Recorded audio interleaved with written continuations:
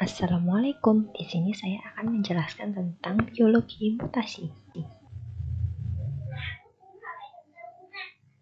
Kalian pasti pernah menonton sebuah film atau membaca komik tentang seorang yang mendapatkan kekuatan superhero karena mutasi. Sayangnya, ini adalah fiksi ilmiah dalam kehidupan nyata. Mutasi tidak akan memberikan kekuatan super atau kemampuan membaca pikiran seseorang, tetapi dapat menyebabkan perubahan meskipun tidak begitu penting. Mutasi adalah perubahan DNA di mana satu atau lebih nukleotida dihapus, dimasukkan, atau diganti dengan nukleotida yang berbeda. Akan menghasilkan perubahan urutan nukleotida dasar jika perubahan terjadi dalam suatu gen dapat mengubah pengkodean asam amino yang pada gilirannya akan mengubah bentuk protein. Perubahan protein dapat mengakibatkan protein bertindak berbeda atau tidak bekerja sama sekali. Misalnya, jika ada mutasi pada gen yang mengkode enzim, rantai protein yang dihasilkan mungkin tidak terlipat menjadi bentuk yang benar sehingga situs aktif enzim tidak lagi cocok dengan substrat. DNA tidak mengkode protein disebut dengan DNA non-coding.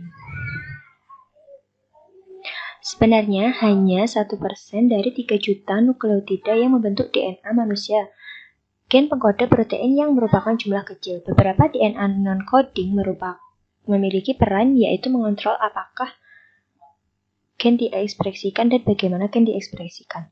Sementara mutasi dapat terjadi pada gen itu sendiri. Mutasi juga dapat terjadi di area yang mengontrol apakah gen diekspresikan. Dan oleh karena itu, apakah protein tertentu dibuat sehingga mutasi pada ekspresi non-coding ini dapat mengaruhi fenotip dengan mengubah ekspresi gen yang lebih sering daripada tidak. Mutasi telah terjadi di wilayah DNA yang mengkode protein atau ekspresi kontrol.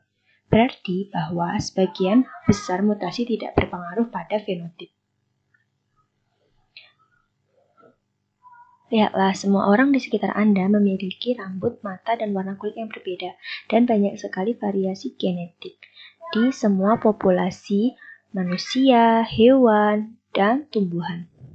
Dan semuanya, ini semua terjadi karena variasi genetik dalam suatu populasi muncul dari mutasi.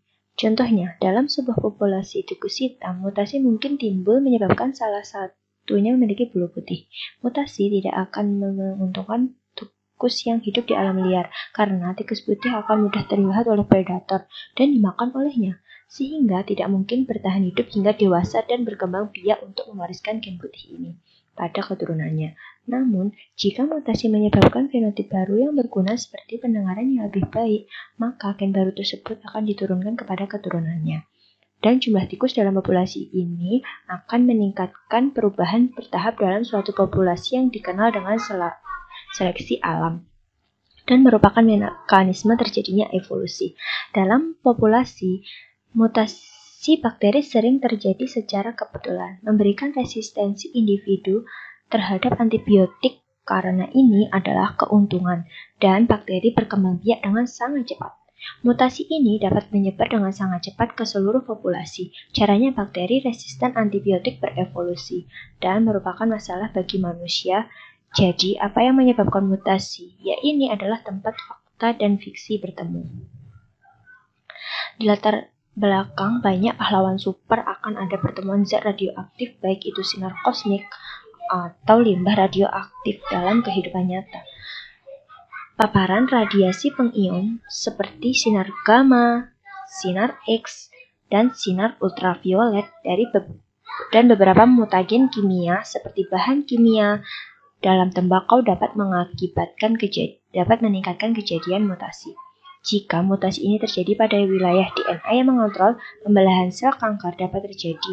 Hal ini karena kanker tidak terkendali pembelahan selnya, sehingga paparan radiasi pengion meningkatkan risiko terkena kanker. Misalnya ketika sinar UV merupakan faktor risiko kanker kulit dan rokok merupakan faktor risiko kanker paru-paru. Dalam video ini, kalian telah belajar tentang banyak mutasi. Jadi, bagaimana hal itu dapat mempengaruhi fenotip suatu organisme dan apa yang menyebabkan mutasi terjadi. Terima kasih.